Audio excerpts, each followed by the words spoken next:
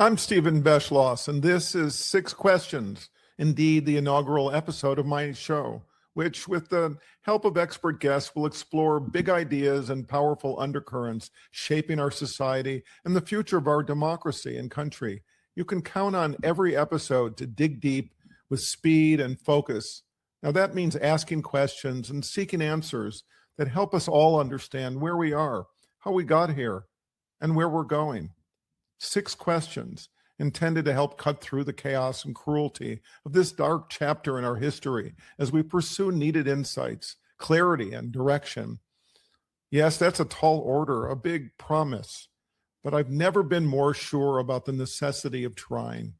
I believe that together, collectively, if we use our wits, confront what ails us, and shed light on foundational values and principles, it's possible to restore the promise of America as an inclusive democracy and maybe even a welcoming place again. In this 250th anniversary year of America's founding, as our democracy and Constitution are under constant attack, the task of sustaining and advancing our democratic project could not be more urgent. With that in mind, I'm excited that Mary Trump is my first guest. I can tell you that over the last 9 years since her uncle first took office, I've benefited from her insights as a family member, a clinical psychologist, best-selling author, and an astute observer of mental disorders. Mary and I have spoken a number of times. I've relied on her insights to help me make sense of things when sanity seemed in short supply.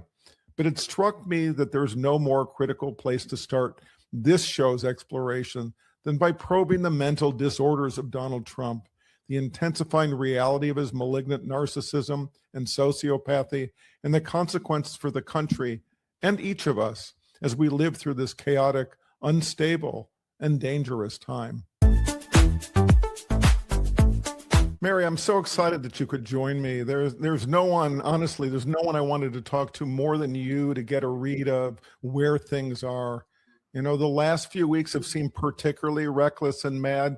The near daily flip-flopping on the war with Iran, the extreme violent threats, and the more frequent expressions of indifference. Donald Trump said yesterday, I don't really care if the talks with Iran collapse, and it mirrored to me his sort of recent careless remark, I don't think about Americans' financial situation.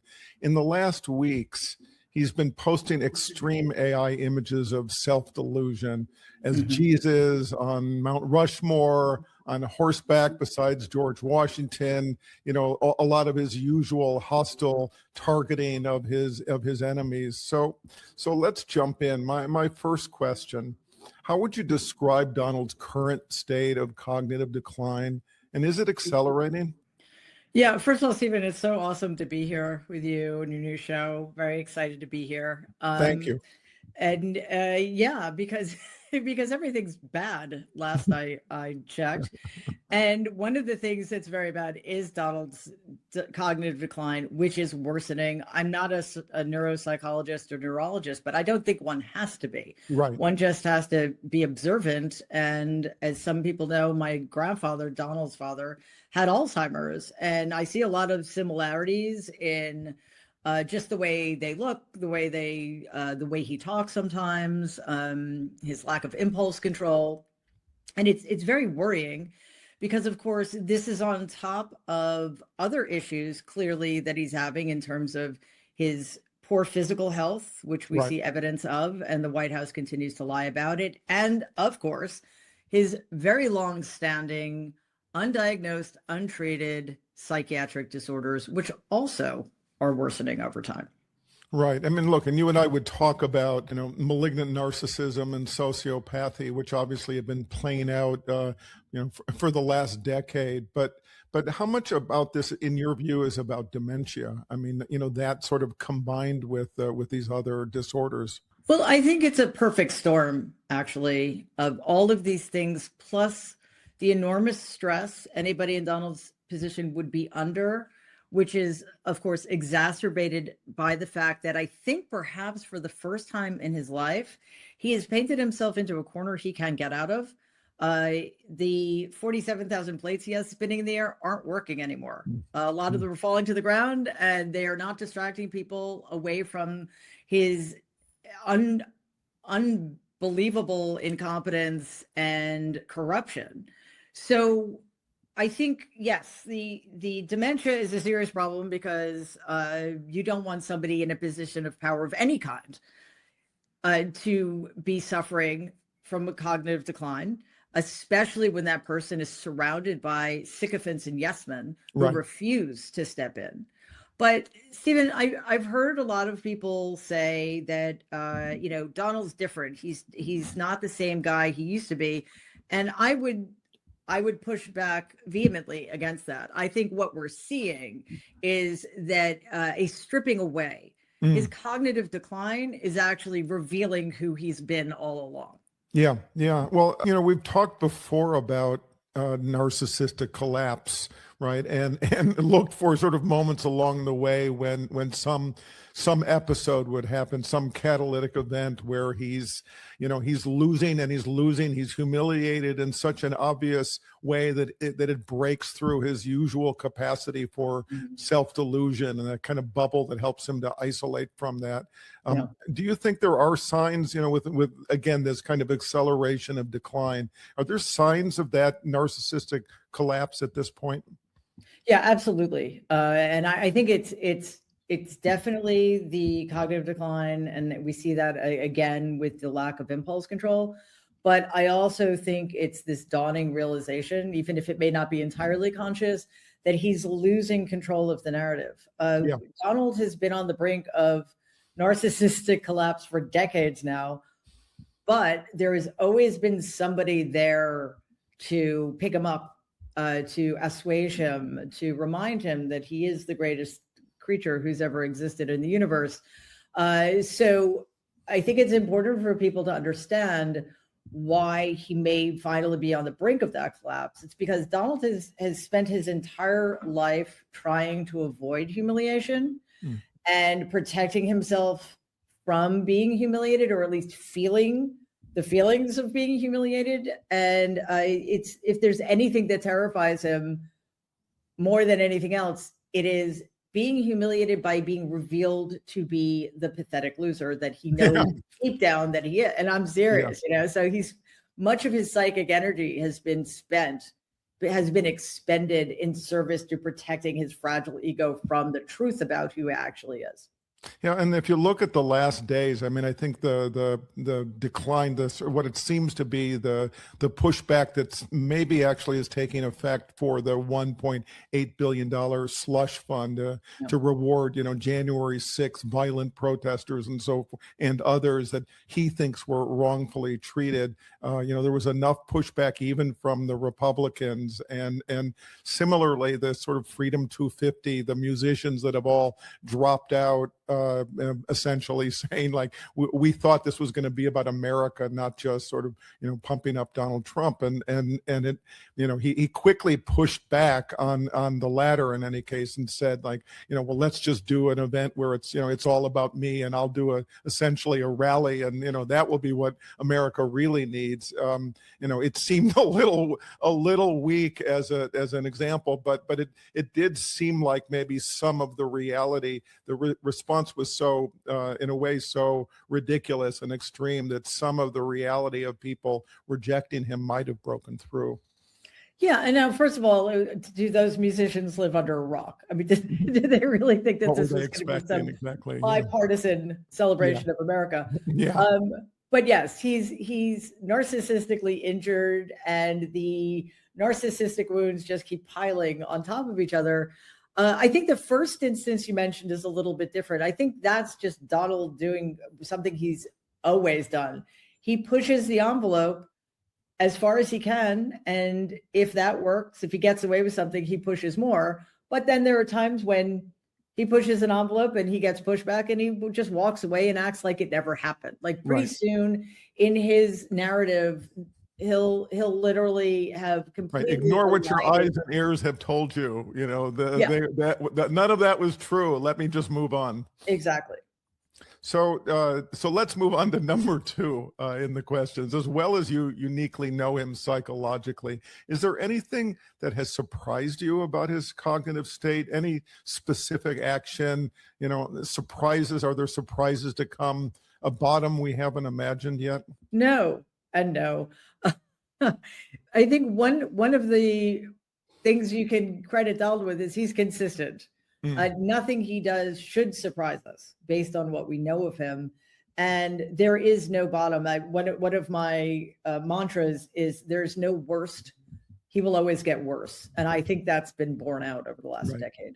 And look, I mean, again, I think we've spoken before. I mean, you suggested that if things get bad enough, he'll burn it all down, and that sort of lingered in my own thinking here.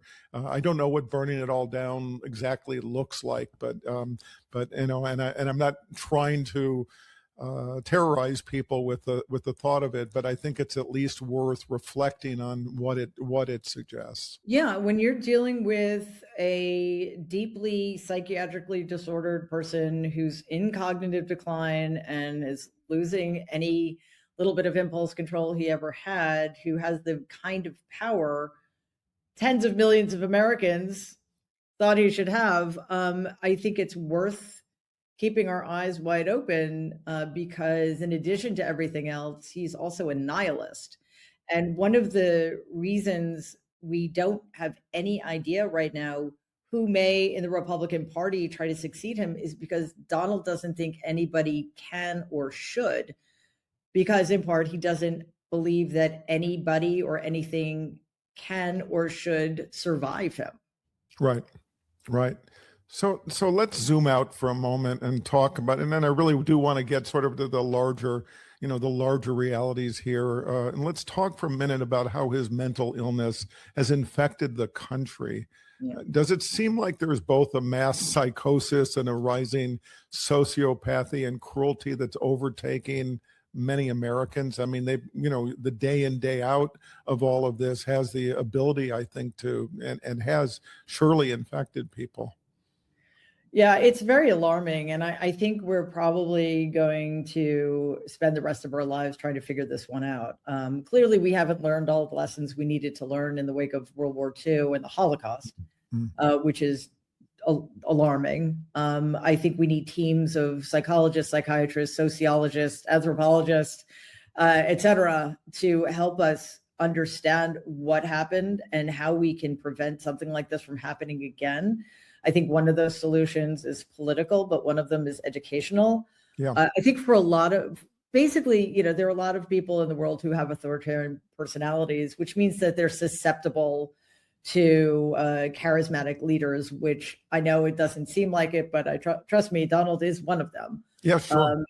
Even though you and I may not be charmed by him or taken in by him, but a lot of people are. We've been witnessing it. It's been unavoidable. It is, and undeniable. I think part of what Donald has done is what other authoritarians in the past have done, is he's tapped into people's discontent and freed them by giving them permission to be their worst selves. And shockingly, there are a lot of people who actually like his cruelty.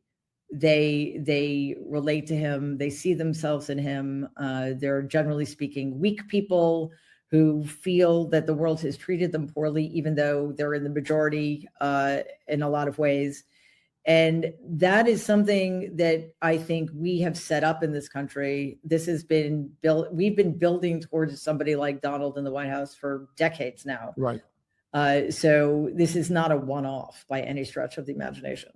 Right. And, look, I talk about George Washington sort of, worrying about the rise of despotism, and he had reasons for it in terms of growing factionalism and so forth. But he also was talking very specifically that were that demagogue, that despot to emerge, that person will feed on, quote unquote, the ruins of public liberty. I mean, he couldn't have been more prophetic, and it couldn't be a clearer warning. And well, I guess we should be grateful that, you know, there have been demagogues in the past, but not ones that were sitting in the White House like this. So you know, what you're raising is a question about, and it is the next question. You know, do you about leadership? And sociopathic leadership in particular, the cruelty, the absence of compassion, the utter shamelessness, the total self-interest. You know, will it continue to influence other leaders? This is the Republican Party now. There's no getting away from that fact. And I think we need to hold on to that, because we cannot allow these people who have enabled every single horror Donald Trump has committed upon this country, the people in this country, and the people in the world, to turn around and point their fingers at him as if Donald were the only problem. And once he exits stage left, we can go back to the status quo. That cannot be allowed. There's a normal to return to. No, there's no normal to return to. And quite frankly, the Republican Party has been a party of despots and fascists for a while now. You know, they have laid the foundation for this moment in which we're living, and they need to be held accountable. Every single one of them needs to be held accountable. The Democrats' mistake has always been to say, we need to look forward, not back. And that has been a tragic misjudgment, in my view.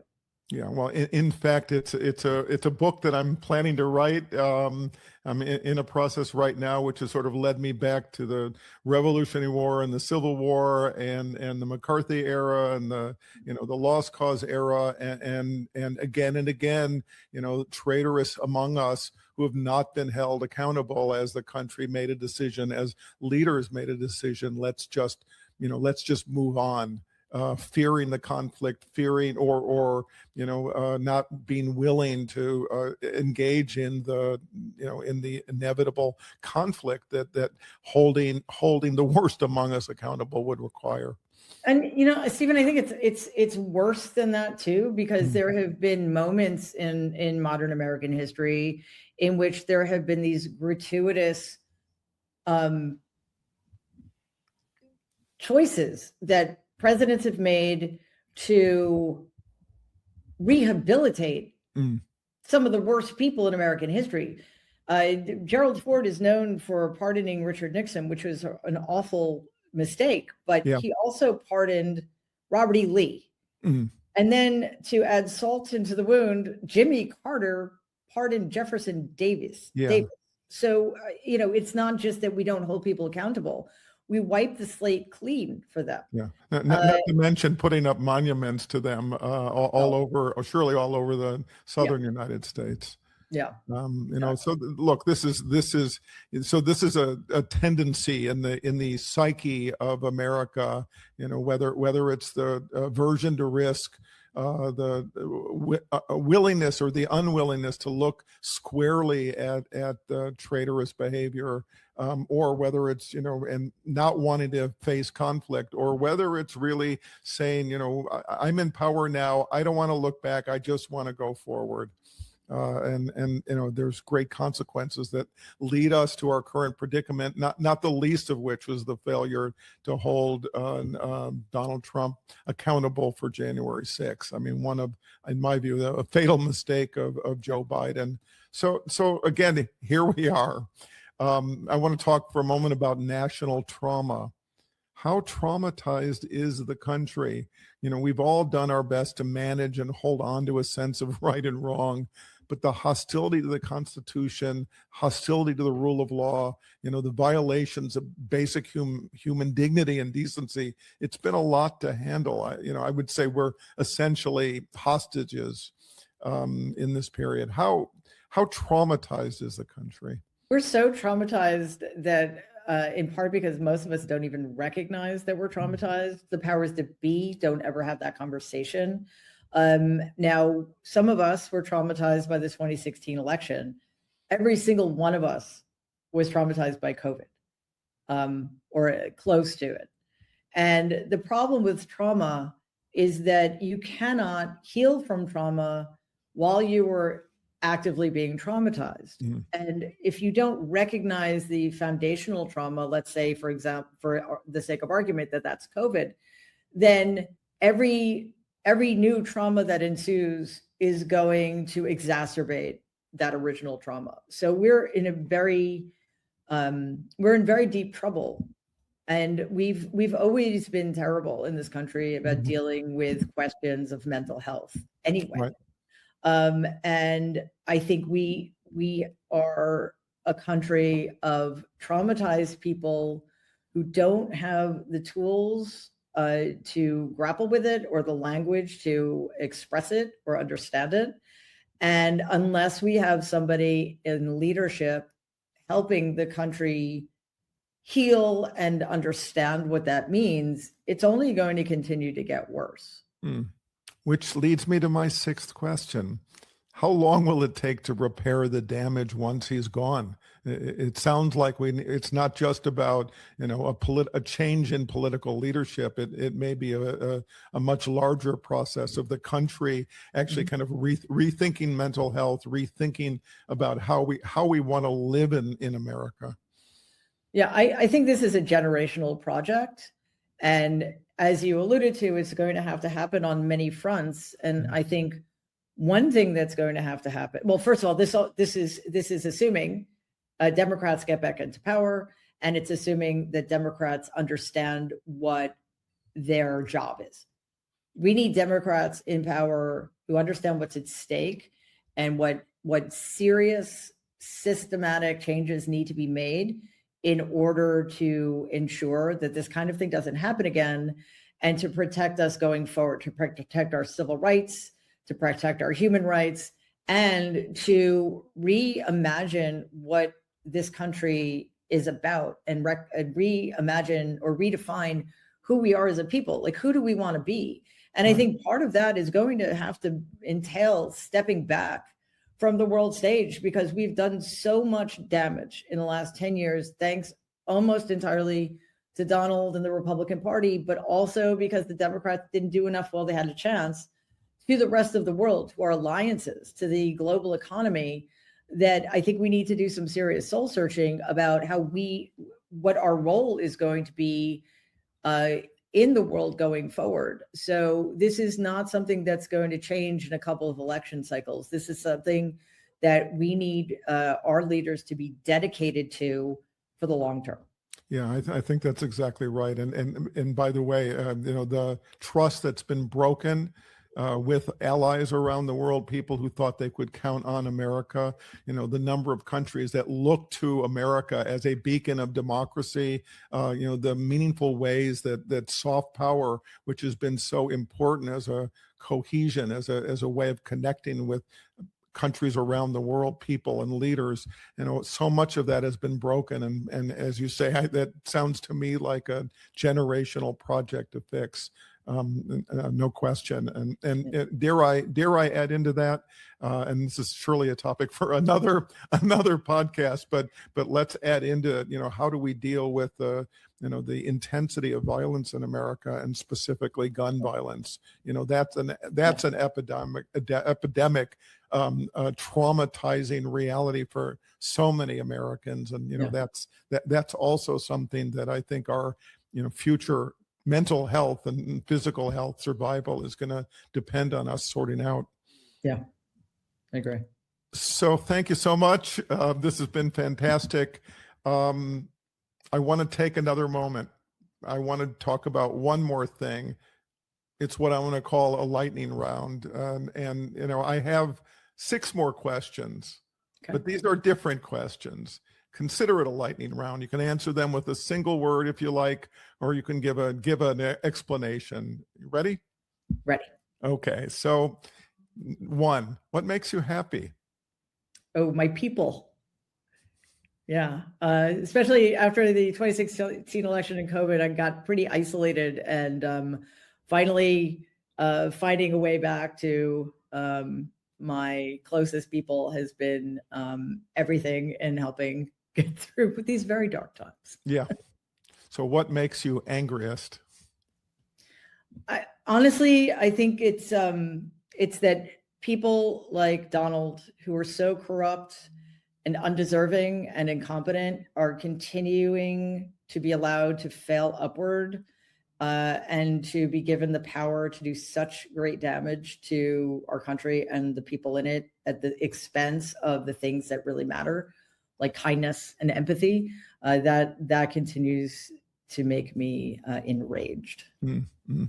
What is your favorite word? Paradigmatic. Mm-hmm. Do you want to say why? I don't know. I think it's a cool word. It does sound beautiful. What living person do you most admire? Oh, two parts. One individual, Jane Fonda. She's just an amazing human. And in a group, the people of Ukraine. What living person, what historical person do you most admire? I'm terrible at answering that question because I never know what to say. It's impossible. So I think what I would say is people throughout history who have been part of the resistance, whether it's the Underground Railroad or the French resistance or in World War II, because we need to look to those people and model ourselves after them and try to emulate their courage and bravery. Yeah, they have stories to tell us now. Yeah. Worth exploring. So last question, what gives you hope? Just look around. There are so many people standing up for their neighbors and their communities, standing up as individuals against the most powerful people, while corporations and institutions of higher learning fail us at every turn. So it's the willingness of people to put themselves on the line, sometimes without any support or without any knowledge that what they do is going to have any impact at all. That it gives me hope that there's still so many people like that in this country and in the world, and I am deeply grateful to them. Well, can I say you give me hope too? You've been an incisive observer. Thank you for today. You've been an incisive observer, but more than that, you've made a commitment to trying to make sense of things and to share your insights with others, and it couldn't be more important now. It's been important. It'll continue to be important once we get to that period where now it's about repairing the damage. So. Your work is now it's sort of laid out for you ahead. So thank you for taking the time today. I'm looking forward to the next time. Thank you. This was amazing. Yeah, pleasure.